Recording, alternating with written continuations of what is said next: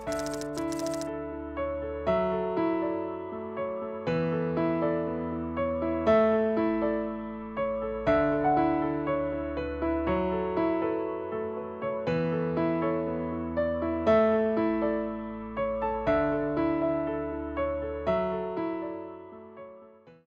আমরা prism related math করব। প্রথম যে ম্যাথটা দেয়া আছে যে একটা সমবাহু প্রিজমের উপাদানের প্রতিসরণাঙ্ক হইল গিয়ে √2, অবশ্যই বাইরের রেসপেক্টে, যেহেতু কিছু বলা নাই অবশ্যই এটা মনে রাখবা সবসময়, যখনই কিছু বলা না থাকবে তার মানে হলো বাইরের রেসপেক্টে, আর যদি অন্য কিছু দিয়ে করতেই হয় সেটা তোমাকে একেবারে আলাদা করে স্পেসিফাই করে দেয়াই থাকবে। তো প্রতিসরণাঙ্ক √2 এর ন্যূনতম বিচ্যুতি কোণ কত? একেবারেই সিম্পল একটা ম্যাথ, একটু ভালো করে দেখো। তোমার সমবাহু প্রিজম যেহেতু বলতেছে, তার মানে প্রিজমের যে এই ত্রিভুজটা ছিল এটা তিনটা বাহুই হলো সমান, এইখানে যে অ্যাঙ্গেলটা এটা আসলে হবে 60 ডিগ্রি। দ্যাট মিন্স আমাদের প্রিজম কোণ সম্পর্কে একটা আইডিয়া দিয়ে রাখা হয়েছে।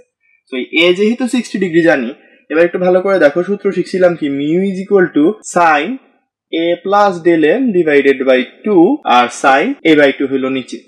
সো এবার একটু দেখো, এটা সমান √2, এখানে আসবে সাইন, ভালো করে একটু দেখো, এটাকে আসলে a by 2 plus del M by 2 লেখা যায়, এখানে আসবে হলো গিয়ে সাইন এ বাই 2। সো এবার যদি মান বসায় দাও পাচ্ছ কি, যে √2 সমান হলো গিয়ে সাইন 30 ডিগ্রি, এ যেহেতু 60 তার মানে এ বাই 2 সমান তো আসলে 30 degree. So sine A by 2 এর মান একবারে ক্যালকুলেট করে ফেলি, সাইন এ বাই 2 সমান হবে আসলে হাফ। এই মানটা একবারে বসায় দিলে এখানে আসবে হাফ, আর এখানে থাকবে sine 30 degree plus del M by 2। একটু সামনে ক্যালকুলেশন করলে হবে হাফ আর √2 যদি গুণ করো, দেখো এখানেই করি, হাফ ইন্টু √2, তার মানে আসলে থাকবে হলো গিয়ে 1/√2। এই মানটা যদি এখানে বসাই, √2 into half is equal to sine 30 degree plus del M by 2। তো এখানে থাকতেছে sine 30 degree plus del M by 2 is equal to 1/√2, তার মানে আসলে 30 degree plus del M by 2 সমান আসবে হলো 45 ডিগ্রি, কারণ সাইন 45 ডিগ্রির মান হলো গিয়ে 1/√2। এখন তাহলে ডেল এম বাই 2 সমান আমরা পাচ্ছি হইলো গিয়ে 15 ডিগ্রি। তো del M is equal to 30 degree. এই যে আমার ন্যূনতম বিচ্যুতি কোণ বের হয়ে গেল, এটাই জানতে চাইছে। এবং এই টাইপের অঙ্ক পরীক্ষায় খুব বেশি আসে। হয়তো এটাতে মান সুন্দর চলে আসছে, ভালো ভালো মান আসছে, কারণ আমি সুন্দর সুন্দর ভ্যালু বসাইছি। হয়তো পরীক্ষার সময় তোমার এত ভালো ভালো মান নাও আসতে পারে, বাট প্রসেসটা সব ক্ষেত্রেই একেবারে সেম থাকবে। এবার যে সেকেন্ড প্রশ্নটাতে আবারও বলছে একটা সমবাহু প্রিজম, তাহলে বলে দিয়েছে প্রিজমটা এবার কাচের তৈরি। এখানে একটা জিনিস আবার বলে দিই, কাচ যেহেতু বলে দিয়েছে তার মানে মিউ সমান 1.5, এটা একেবারে মুখস্থ বসাই দিব। যদি আরো মুখস্থ না থাকে এখনো মুখস্থ করে না, বারবার আমরা বলতেছি হইল গিয়ে যে কাচের এবং পানির দুইটার প্রতিসরণাঙ্ক সব ক্ষেত্রেই মনে রাখতে হবে। তো বলছে কাচ প্রিজমের প্রথম পৃষ্ঠে আপতন কোণ কত হইলে দ্বিতীয় পৃষ্ঠ ঘেঁষে আলোক রশ্মি নির্গত হবে। ব্যাপারটা একটু আমরা চিত্র এঁকে বোঝার চেষ্টা করি। চিত্র এঁকে যদি করতে যাই, এইখানে অ্যাকচুয়ালি যে কেসটা ঘটতেছে, এরকম একটা প্রিজম আছে, প্রিজমের প্রথম পৃষ্ঠে আলোক রশ্মি এভাবে আপতিত হয়েছে কোন একটা I1 অ্যাঙ্গেলে, তারপর এখানে গিয়ে আপতিত হয়েছে, আবার হওয়ার পরে পৃষ্ঠ ঘেঁষে চলে যাচ্ছে, মানে আলোক রশ্মিটা আসলে ঠিক এই পথ বরাবর চলে গেছে। সো এইখানে যে I2 এর মানটা আসলে তোমাকে একটু ইমপ্লিসিটলি বলে দেওয়া আছে, I2 সমান হইলো গিয়ে 90 ডিগ্রি। আমরা যেটা করব, এ সমান জানি হইলো 60 ডিগ্রি। দেখো অ্যালগোরিদমটা হবে এরকম যে I2 সমান 90 ডিগ্রি, আমি এখান থেকে R2 বের করতে পারি। সো আমি I2 থেকে R2 তে যাব, R2 থেকে A হয়ে আমি বাইর করতে পারবো আসলে R1 কত, এন্ড দেন R1 জানলে I1 বের করে ফেলবো। সো একটা রিভার্স প্রসেস অলমোস্ট, I2 থেকে R2 থেকে A হয়ে R1 থেকে I1। সো সব ক্ষেত্রে আমরা প্রথমে যে সূত্রটা ইউজ করব, sin I2 by sin R2 is equal to mu. তো এটা যদি ইউজ করি, sin R2 সমান আসবে sin I2 by mu. R2 সমান একবারে যদি লিখি sin ইনভার্স sin I2 সমান আমাদেরকে বলে দেওয়া আছে 90 ডিগ্রি ডিভাইডেড বাই মিউ হইলো 1.5। এটা যদি বসায় দেই তাহলে আমাদের আনসার আসে 41.81 ডিগ্রি। এবার R2 যেহেতু পেয়ে গেছি, আমরা জানি A সমান হইলো গিয়ে 60 ডিগ্রি, আবার A সমান আমরা লিখতে পারি R1 প্লাস R2, এটা সমান 60 ডিগ্রি। তাইলে দেখো এখান থেকে পেয়ে যাব R1 সমান আসলে 60 ডিগ্রি মাইনাস 41.81 ডিগ্রি, এটার মান আসবে 18.19 ডিগ্রি। এবার যেহেতু R1 পেয়ে গেছি, আবার দেখো প্রথম পৃষ্ঠে সেম সূত্রটা কার্যকর, sin I1 by sin R1 is equal to mu. So আমার এবার I1 দরকার, sin I1 সমান mu into sin R1। That means I1 is equal to sin inverse 1.5 into sin R1 এর মান পাইছিলাম 18.19 ডিগ্রি, 27.92 ডিগ্রি। প্রথম পৃষ্ঠে যদি 27.92 ডিগ্রি কোণে আলোক রশ্মিটা আপতিত হয়, তাহলে একটা কাচ প্রিজমের জন্য দ্বিতীয় পৃষ্ঠের তল বরাবর আলোক রশ্মিটা চলে যাবে, তার মানে এভাবে এসে এই তল বরাবর ঘেসে চলে যাবে, এখানে অ্যাকচুয়ালি তুমি কোনো আলো দেখতে পাবা না। সো এই ছিল আর কি আমাদের অঙ্ক দুইটা। আমাদের এবারের প্রবলেমটাতে বলা হয়েছে একটা প্রিজমের উপাদানের প্রতিসরণাঙ্ক 1.5, এর বিচ্যুতি কোণটা দেওয়া আছে 30 ডিগ্রি, প্রিজম কোণ কত? সর্ট অফ আমরা একটু আগে যে ম্যাথ করলাম তার তুলনায় একটু ডিফারেন্ট, যে ওখানে বলা ছিল হলো যে প্রিজম কোণ এত, ন্যূনতম বিচ্যুতি কোণটা কত। মানে এখানে বিচ্যুতি বলতে অ্যাকচুয়ালি না বলা থাকলেও বুঝে নিতে হবে হলো গিয়ে যেটা ন্যূনতম বিচ্যুতির কথাই বলা হয়েছে, that means del M. So এটা দেওয়া আছে, এবার আমাদের যেতে হবে প্রিজম কোণের ভ্যালুতে, তার মানে এ বের করতে হবে।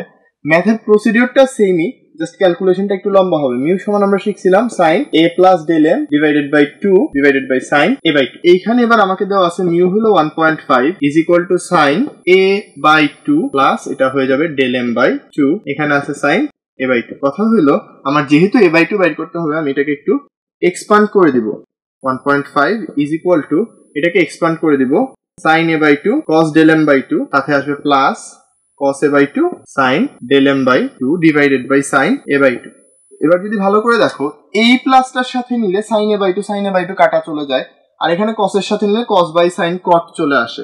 That means 1.5 is equal to আমরা লিখতে পারতেছি sin a by 2 cos 15 degree divided by sin a by 2 plus এখানে আসতেছে cos a by 2 sin a by 2, আর এখানে চলে আসবে একটা sin 15 ডিগ্রি। এবার যদি আমরা সামনে ক্যালকুলেশন করি ইজ ইকুয়াল টু আমরা পাবো 1.5 ইজ ইকুয়াল টু আমাদের আসবে, এখানে দেখো sin a by 2 কাটা cos 15 ডিগ্রি প্লাস এখানে আসবে একটা cot a by 2 sin 15 degree. তো এখান থেকে আমরা বের করে ফেলতে পারবো cot a by 2 সমান আসলে আসবে 1.5 minus cos 15 degree divided by sin 15 degree. So ultimately একবারে বলতে পারবো a by 2 সমান আসলে tan ইনভার্স, উল্টাই দিলাম তাইলেই তো tan হয়ে যাবে। তো sin 15 degree divided by 1.5 minus cos 15 degree, এই ভ্যালু যদি এবার আমরা বসায় দেই তাহলে আলটিমেটলি a সমান যে ভ্যালুটা পাওয়া যাবে 51.71 ডিগ্রি। সো এটাই হলো আমাদের প্রিজম কোণ। এইখানে অঙ্কটাতে খুব একটা সমস্যা নাই, একেবারেই সিম্পল সূত্রের ইউজ, জাস্ট হলো গিয়ে এই যে লাইনগুলো এক্সপ্যান্ড করতে হয়, ক্যালকুলেশনটা একটু লেংদি, আর কিছু না। নর্মালি এই টাইপের অঙ্ক তেমন একটা আসে না, বাট আমাদের সবকিছুর জন্যই রেডি থাকতে হবে। এবার জাস্ট একটা এক্সট্রা টপিক একটু আমরা দেখে নিব প্রিজমের শেষ পর্যায়ে এসে, যে সরু প্রিজম হলে সূত্রগুলা কি একই থাকে নাকি একটু এগুলাকে মডিফাই করে ছোট্ট কিছু করা যায়। দেখো এখানে একটা নর্মাল প্রিজম আসছে, এখানে একটা সরু প্রিজম আসছে। সরু প্রিজম মানে হলো কি, যার দুইটা পৃষ্ঠ খুব কাছাকাছি আছে, একেবারে প্রায় গা ঘেঁষে, মানে এই এ এর মানটা খুব অল্প, এখানে এর একটা ভালো মান থাকে, এখানে এর মানটা খুবই খুবই খুবই ছোট। একটু ভালো করে দেখো এইখানে যখন এ বেশ বড় হয় normal প্রিজমে i1 i2 r1 r2 বেশ সিগনিফিক্যান্ট ভ্যালুর হয়, আর যত তুমি প্রিজম কোণ ছোট করতে থাকবা এই যে i1 i2 এগুলো অনেক ছোট হয়। একই সাথে দেখো r1 r2 আমি এখানে আঁকতেই পারতেছি না, r1 r2 আসলে আরো ছোট হইতে থাকে। দ্যাট মিন্স আমরা আসলে বলতে পারবো এখানে i1 i2 r1 r2 সবাই অত্যন্ত ক্ষুদ্র।